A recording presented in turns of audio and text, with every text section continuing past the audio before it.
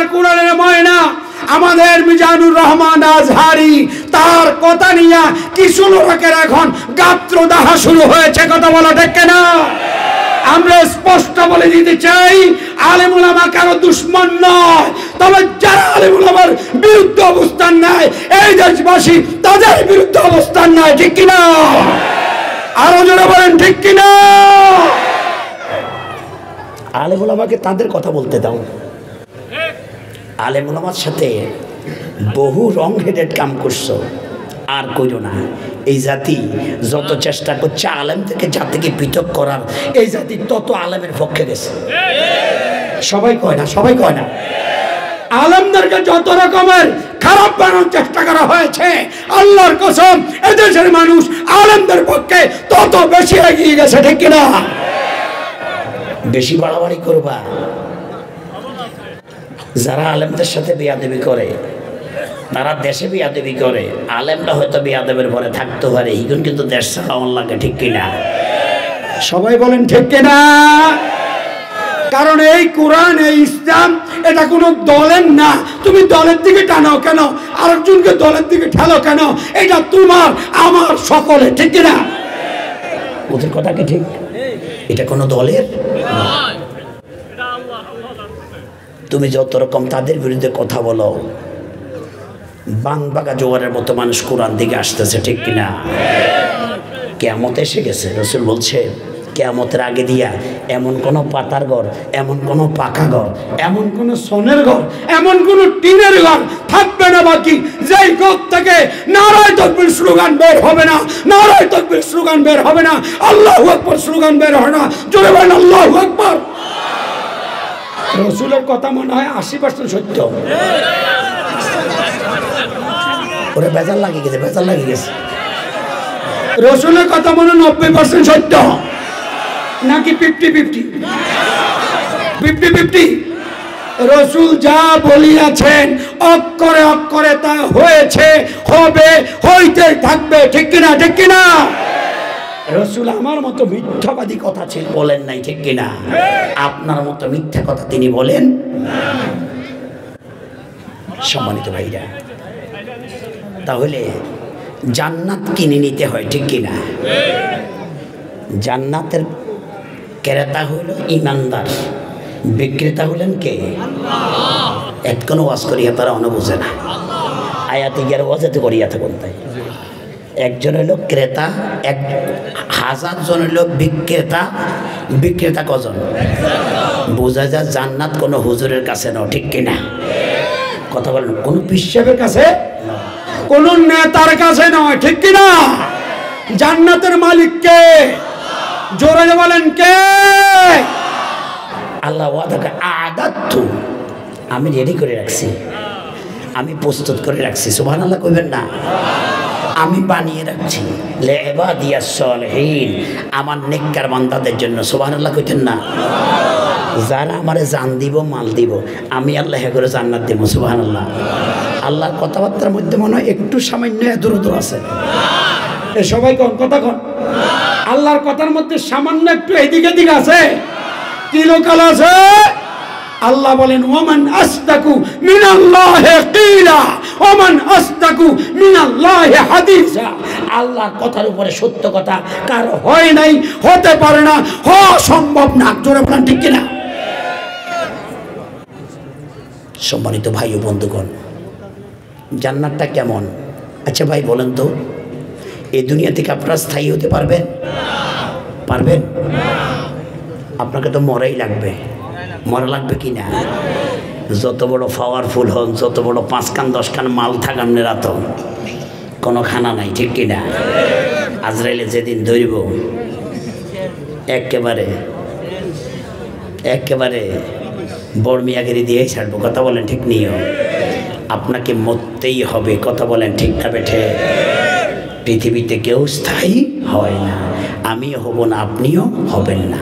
আপনি এই দুনিয়াতে একটা ঘর বানালেন, এদেশের বড় প্রধানমন্ত্রী হলেন, এদেশের আপনি বড় কোটি কোটি টাকার মালিক হলেন, বিলিয়ন টাকার মালিক হলেন, আল্লাহর কসম এই যে কিয়ামত এসে গেছে তার একটা প্রমাণ, হাজারো কোটি টাকার মালিক, শত শত কোটি টাকার মালিক নিজেকে রক্ষা করতে পারে নাই, দাড়ি কামাইয়া পর্যন্ত বাঁচে নাই। কথা বলে ঠিক? আমি কি বানাই বানাই কথা বলতেছি? কথার আঙ্গুলের খোঁসায় যাদেরকে বলে আমি আল্লাহ মানে কি করেছে ফাঁসি দিছি, এরা কলার বেরা তো জায়গা হয় না। কথা বলেন ঠিক কিনা? কলার পাত কলার বর্গের মধ্যে তার জায়গা হয় নাই। আল্লাহ তাআলা এগুলো আমাদের শিক্ষার জন্য বানিয়ে দিয়েছেন। কথা বলা ঠিক কিনা? ভবিষ্যতে যাতে কেউ এরকম আলেম উলামার সাথে বেয়াদবি না করে, বেয়াদবি না করে, বেয়াদবি না করে। ঠিক কিনা?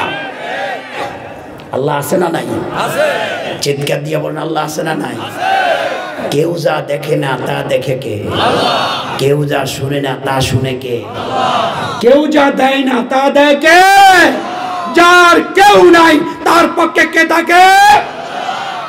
মেরাজের একটা কারণ এইটা, মেরাজের একটা কারণ এইটা যে রসুলকে কেন আল্লাহ মেরাজে নিলেন।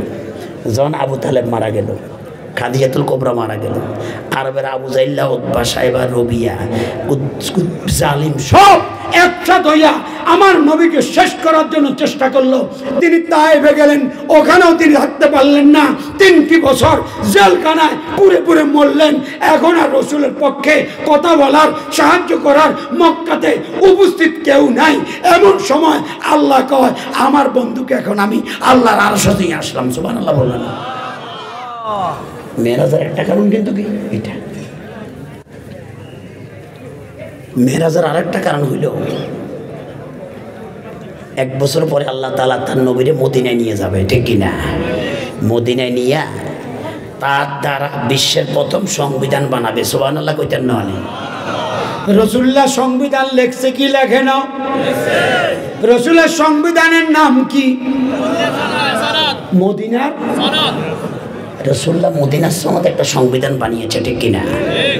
প্রিয় ভাইরা, সেই মদিনার সনদ দিয়া মদিনাতে আর নবীর মাধ্যমে নবীকে প্রেসিডেন্ট বানাইয়া, রাষ্ট্রপ্রধান বানাইয়া আল্লাহ তাআলা দুনিয়াতে কিয়ামত পর্যন্ত শান্তির ব্যবস্থা করবে। এটা আল্লাহ জানা আছে না নাই? আল্লাহর ভবিষ্যৎ জ্ঞান আছে না নাই? আগে কোনো ভবিষ্যৎ জ্ঞান নাই, আল্লাহ জানে। এই জন্য ওই রাষ্ট্রটা কেমনে চালাইব, ওই দেশটা কেমনে চলব, এইটা ট্রেনিং দেওয়ার জন্য আল্লাহ তাআলা বিশ্বনবীকে আরশে আজিমে সফর করাইছে। সুবহানাল্লাহ কইবেন না? সফর করাই আনছে। এরপরে রসুল ওখান থেকে এসে ওই ট্রেনিং এর আলোকে মদিনাতে 14 দফা মূলনীতি, 14 দফা মূল কথার উপরে আল্লাহর কোরআনে সূরা বনী ইসরাঈলের আল্লাহ তাআলা ধারাবাহিক বর্ণনা করেছেন। এই 14 দফার ভিত্তিতে মদিনাতে একটা কল্যাণমূলক ইসলামী রাষ্ট্র প্রতিষ্ঠা করলেন রাসূলের নেতৃত্বে। সেই সমাজে অন্যায় ছিল না, অবিচার ছিল না, চুরি ছিল না, ডাকাতি ছিল না, দর্শন ছিল না। আমার বন্ধুরা, মানুষে মানুষের হক নষ্ট করতো না, সবাই সবাইকে ইজ্জত দিত, নারী তার অধিকার পাইত, যুবক তার ইজ্জতের গ্যারান্টি পাইত, এবং এদেশের বুড়োরা তার মর্যাদা পাইত। এরকম একটা সোনালী রাষ্ট্র নবী মুহাম্মদ কায়েম করছে কি করে নাই? করছে কি করে নাই? কথা বলেন। নাকি রসুল শুধু তজবিলে আসছে? সুবহানাল্লাহ, আলহামদুলিল্লাহ, আল্লাহু আকবার। ওর কথা কয় না কারে? আমাদের দেশে কিছু লোক আছে না নাই? শুধু তসবিহ হড়ে কিন্তু সুদের লোক জড়িত আছে না নাই? জালেমদেরকে সাহায্য করি আছে না নাই? ঘুষ পাইলে ছাড়ে নাই আন্দিল হয় আসেনি? অবশ্য বাংলাদেশে ঘুষ টুস নাই। এই ফতেপুরে কি ঘুষ দামি? উল্টা কথা নিয়ে আমরা বদল করেন। 60 কিলো একটা আদর্শ এলাকা, এখানে ঘুষ টুস নাই। ও আসেনি? বেপর্দা, হারামখোর, জবরদখলকারী, আরেকজনের টাকা দখলকারী আছে না নাই? মদিনাতে আর কেউ কারো জায়গা দখল করল না, কেউ কারো সম্পদের ক্ষতি করল না, কোনো যুবক কোনো যুবকের দিকে তাকানোর সুযোগ পাইল না। কারণ ওই দেশটা চলছে কার আইনে? সবাই বলতে হবে কার আইনে? জোরে বলেন কার আইনে? যেই আল্লাহর আইনের পরিচালনা করছে মুহাম্মদুর রাসূলুল্লাহ। এমন হয়ে গেছে হযরত আবু বকর যখন রাসূলের ইন্তেকালের পরে তিনি যখন প্রধানমন্ত্রী হলেন, আবু বকর কি প্রধানমন্ত্রী হয়েছে? এই মুসলমান কথা বলেন, হয়েছে? হওয়ার পরে তিনি আইনমন্ত্রী বানালেন কাকে? হযরত ওমর। ওমর আইনমন্ত্রী বানাইলেন। 1 বছর চাকরি শেষ। 1 বছর চাকরি শেষ হওয়ার পরে এবার হযরতে ওমর এইভাবে করে ফাইল কাগজ গাছ করে পদত্যাগ পত্র একটা লেই যাই এবার খাইছে আবু বকরের কাছে, আমিরুল মুমিনিন আমার পদত্যাগটা গ্রহণ করেন। কি রে ভাই, কেউ মন্ত্রীলে জান দিয়ালায় আর হযরত ওমর মন্ত্রী পদ ইস্তফা দেয়। কথা বলেন ঠিক কিনা? এখন ভাই কি হয়েছে? আমার কোনো রকমের কোনো সমস্যা হয়েছে না, আমার ব্যবহারে কি আপনি মনে কষ্ট পাইছেন? কয় না আমিরুল মুমিনিন, আপনার ব্যবহারে কোনো মনে কষ্ট পাই নাই। আমি মনে করতেছি এই রাষ্ট্রের মধ্যে আইন বিভাগ থাকার দরকারে নাই, বিচার বিভাগ থাকার দরকারে নাই।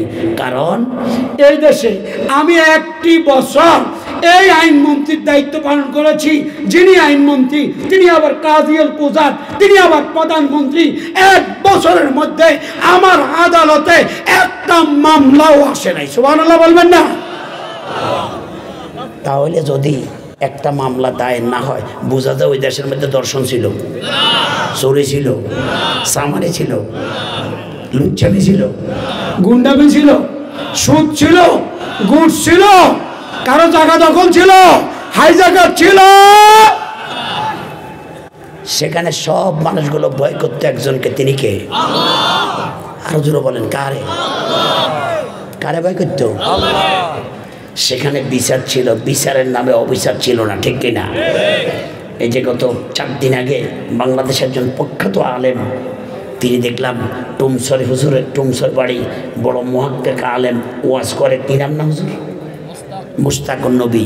মুশতাকুন নবী হাফিজাহুল্লাহ বলছে যে এই আলেমদেরকে বাংলাদেশে, এদেশে ইসলামের পক্ষের লোকদেরকে ফাঁসি দেওয়া হয়েছে, আল্লাহর কসম একটি এভিডেন্সও তাদেরকে ফাঁসি দেওয়ার হয় নাই, তারপরও তাদেরকে অন্যায়ভাবে এই জাতি থেকে পৃথক করা হয়েছে। কথা বলেন ঠিক কিনা? উনি কোনো দলও করে না। কারণ এর ভাই কিছু লোকের বিবেক আছে না নাই? কথা কর না, বিবেকের জন্য দল করা লাগে না। দল করলে তো আপনি বড় কিছু হয়ে যাবেন না, দল করা লাগে না, বিবেক খরচ করে। তিনি বলছেন আমার ভাইরা দেখেন, রাসূলুল্লাহর আমলে একটা বড় লোক, তাদের একটা মেয়ে একটা জিনিস চুরি করলো। কোরআনের আইন সেই সমাজে কায়েম, যদি কোনো ব্যক্তি ক্ষুধার ভয়ে চুরি করে তাহলে তার হাত কাটা হবে না। কিন্তু কোনো ব্যক্তি 100 কোটি টাকার মালিক, দেশে দুর্নীতি করেছে আরো 1000 কোটি, এরকম লোক বাংলাদেশে আছে না নাই? এই লোকগুলোকে ধরে হাত কাটার বিধান আল্লাহর কোরআনে আছে না নাই? ক্ষুধার জ্বালা যদি কেউ চুরি করে তার হাত কাটা হবে না, বরঞ্চ মেম্বার চেয়ারম্যানের উল্টা পানিশমেন্ট দেওয়া হবে। আগে হেডে দে, তারও হিডে দে, ঠিক কিনা? ইসলাম আগে কোথায় দেয়, তারপরে দেয় কোথায়? পিঠে। এখন হাত কাটা যাবে, তারা সবাই বুদ্ধি করলো কে রসুলের কাছে সুপারিশ করবে, ইজ্জত সম্মান ব্যাগিন যাইব। এখন বা করছে হুজুর একটু মহব্বত করে যায়েদ, এর একটা ছেলে আছে, নাম হলো ওসামা। কি নাম?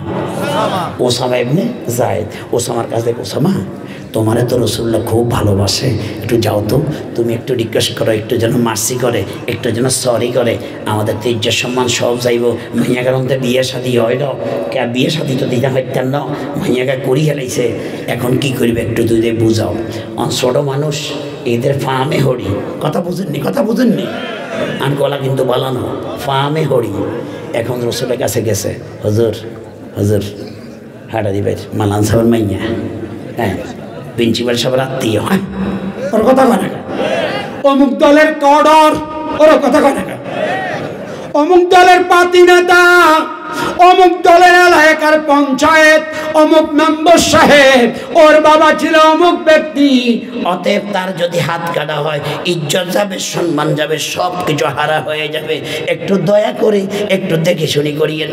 রহমতের নবীর নুরানি চেহারা, আল্লাহর নবীর চাঁদ থেকে উজ্জ্বল চেহারা এমন লাল হয়ে গেছে রাগে আর খুশায়, এবং তিনি বললেন আল্লাহর কসম যদি ওই মেয়েটা চুরি না করে, যদি মুহাম্মদের মেয়ে মানে আমার মেয়ে ফাতেমাও যদি চুরি করত, আমি মুহাম্মদ আমার মেয়ের হাত কাটতেও কোনো দ্বিধা করতাম না। জোরে বলেন আল্লাহু আকবার। কোরআনের আইন কায়েম হয়ে গেল, মেয়েরা তো শিক্ষার রক্ষে। এখন সবাই তার অধিকার পাচ্ছে, ঠিক কিনা? আপনারা বিচারের এরকম অধিকার পান? বিচারের অধিকার পান? উমরে ফারুক রাদিয়াল্লাহু তাআলা আনহুর আমল। আগে তো তার সাথে রিলেটেড একটা কথা বললাম।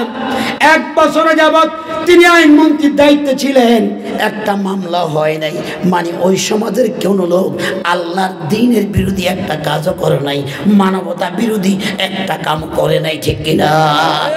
খুন করে নাই, ডাকাতি করে নাই, জুলুম করে নাই, ব্যভিচার করে নাই। আর যদি কোরআনের আইন কায়েম হয়ে যায় তখন কেমন হবে? ওমরে ফারুকের কথা তো জানেন আপনারা, কথা কয় না। ওমরের নাম শুনছেন? নরম না গরম? কথা কয় না কা? নরম না গরম? আজকে এই জমিন আমরা আল্লাহর কাছে দোয়া করি, আল্লাহ তুমি নবী দিবে না, রাসূল দেবে না, বাংলার জমিনকে সুন্দর করার জন্য, গুছানোর জন্য এমন আইন আইনাইছে গত এত বছরে। আল্লাহ এই দেশে ওমরের মতো শাসক দাও। কথা বলেন ঠিক কিনা? আল্লাহ এটা দিতে পারে কি পারে না? সবাই বলেন পারে কি পারে না? আমি কি কোনো দলের পক্ষে কথা বললাম? আপনাদের বিরুদ্ধে কথা বললাম?